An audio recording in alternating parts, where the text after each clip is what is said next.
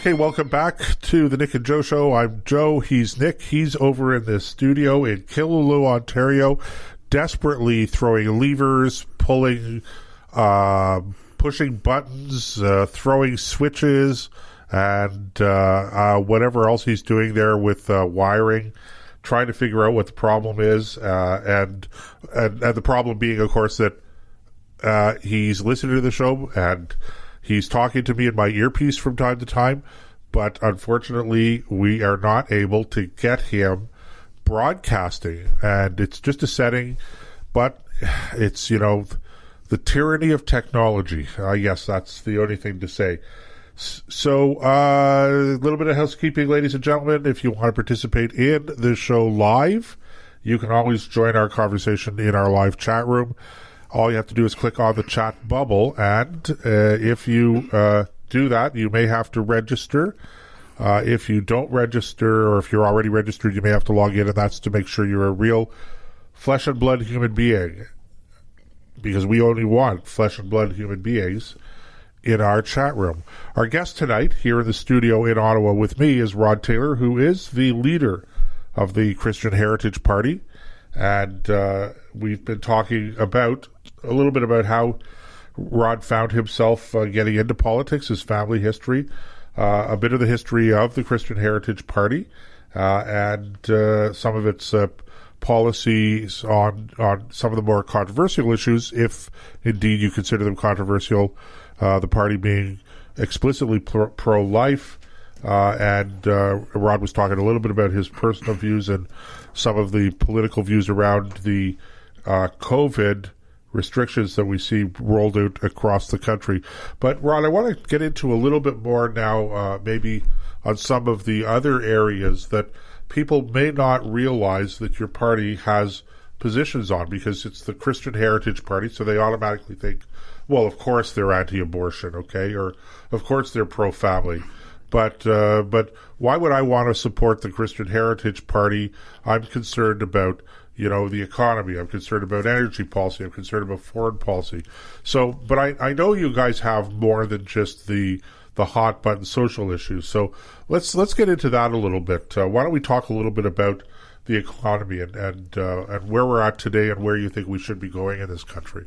Well, of course, we are in trouble. Our economy is in trouble for a number of reasons, but under this Prime Minister, the reckless spending, you can blame it on COVID, whatever, but the fact is our national debt now is over $1 trillion. At the time of the last election, 2019, we were paying about $79 million a day in interest on the national debt, which was in $600 billion range, and now it's over $1 trillion. And at today's low interest rates, I'm not sure what it's costing us today, but I can think of a lot. Even if it were still $79 million, I can think of a lot better uses for that. This throwing money at every problem is a problem. Money cannot solve all the problems, and the size of government has grown past its usefulness, certainly into the area of danger. If we want a government making all our decisions for us, I think someone said, if you want government big enough to solve all your needs, it's also going to be big enough to take away all your rights or make all your decisions for you, and we don't want that. So the economy is crawling, and when they say, the economy is growing now, well, it's only because the Prime Minister knocked it down so far last year, and the premiers have, that any movement now is seen as growth, right? But we are hurting, and it's right now the Prime Minister has been on a wave of popularity with some people because of the CERB payments, and if people look at him as the one saving them from losing their house or whatever, I guess he could be seen as a hero. But you have to remember, he's not giving away his own money. He's giving away taxpayer money, and more importantly, future taxpayer money. He's actually giving away money that belongs to our children and grandchildren. And, when they come around, they will be paying huge taxes. One of these days, interest rates are going to go up. They've been remarkably low for a remarkably long period of time. But when they start going up, it's going to be very difficult to even keep our place in the world economy. And I'm afraid taxes are going to go up. That's probably one reason we expect the Prime Minister to try to call an election this fall, because by next year he may have to ramp up on taxes. And by the way, on that topic, we'll just say the CHP has a policy which maybe not everybody knows about, and that's a fair tax policy. We would replace the existing income tax. We would transition it over a period of time, replace the existing income tax with a consumer tax on finished products and goods and services. So we're not there yet, and we're not in a position to bring that to pass. But we think it's wrong to take the wages that you work so hard for and to just take them away and do whatever the government spend it on whatever it wants.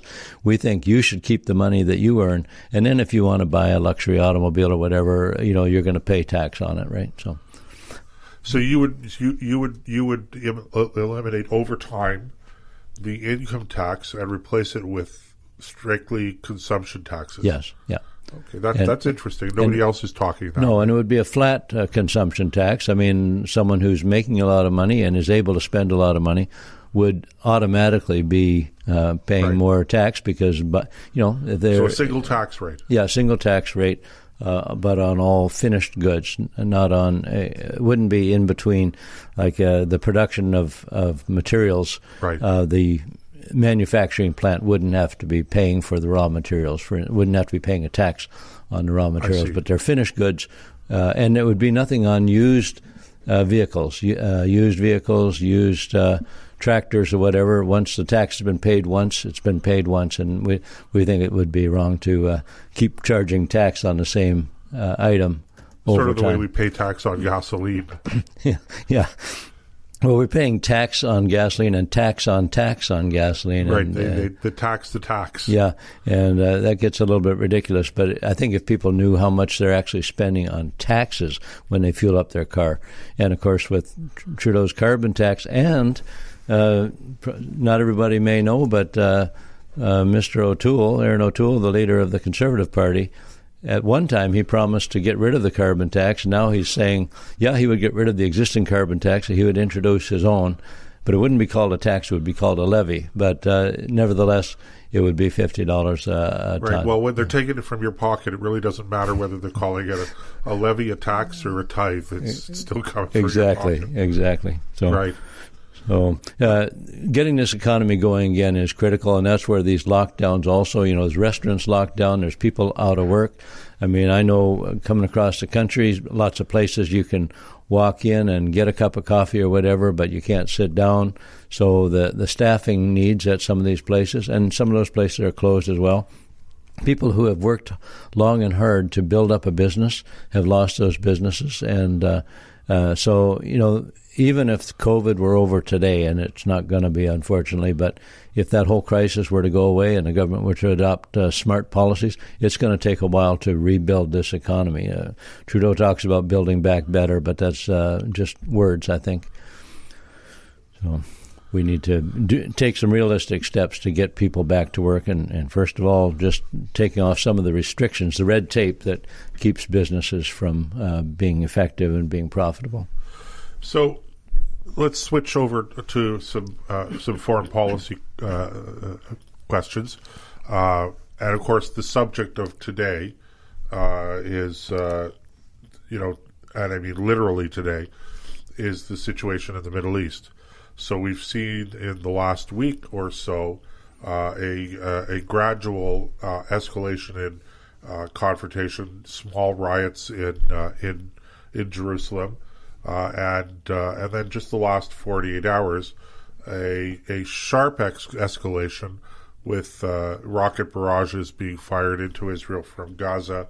And, of course, the Israelis, quite, I think, understandably, are going to respond, and they'll respond militarily. And unfortunately, in these situations, the people who pay the heaviest price are really the innocent civilians. But one wonders what else are you going to do? Do you just turn a blind eye and let them fire these rockets? So tell me a little bit about your party's position on foreign policy. Well, with Israel particularly, we are supporters of Israel. Israel is kind of a an island in a sea of hostility there.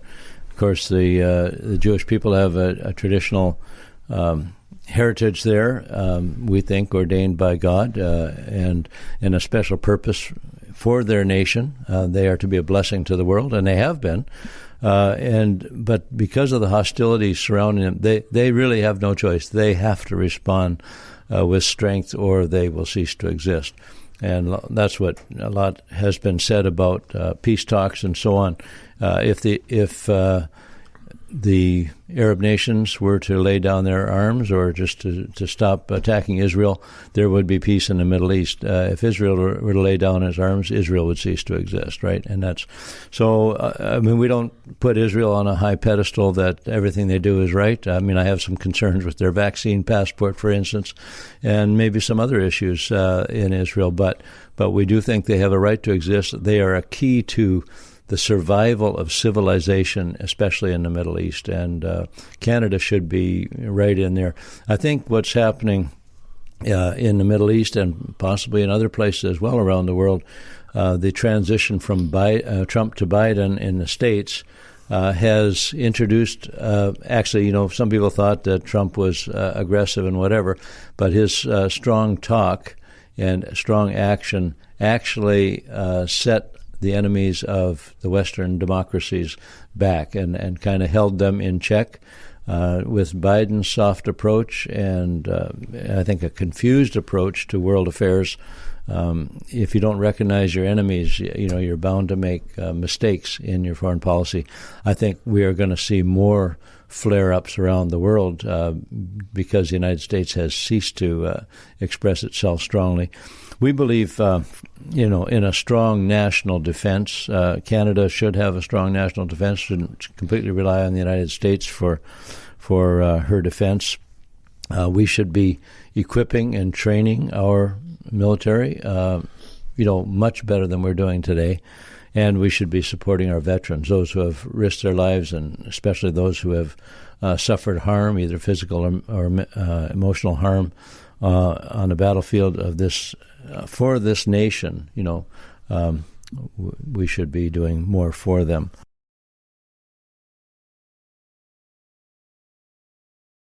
Other aspects of foreign affairs, we're concerned about China, China's rising strength. And, of course, again, you can't talk about any foreign policy without the United States in the picture one way or another. China has been building itself around the world, both militarily and economically. It has is now threatening its neighbors, and I think Canada certainly wouldn't be in a position to stop things. But we have Michael and Michael. The two Michaels are hostages in China, and obviously, I think everyone knows it's just a reprisal for the arrest, the legitimate arrest of Meng Wanzhou, and the whole development with those companies and investments, and China being basically in control of its companies. We have free companies here that operate sometimes with too much freedom. And if you think of the scandals, SP Lavalin scandals, but with China, a company that comes from China is China. It represents the government of Communist China, and the fact that, well, here's one thing I think we should have done differently. When the United States requested the arrest of Meng Wanzhou, I think we should have arrested her and put her across the border that night, put her into the hands of the United States. I don't think the two Michaels ever would have been arrested, but we're carrying the brunt of that. That's interesting. Now, you mentioned, I thought, and I think it's an astute observation, the difference between the Trump foreign policy and Biden.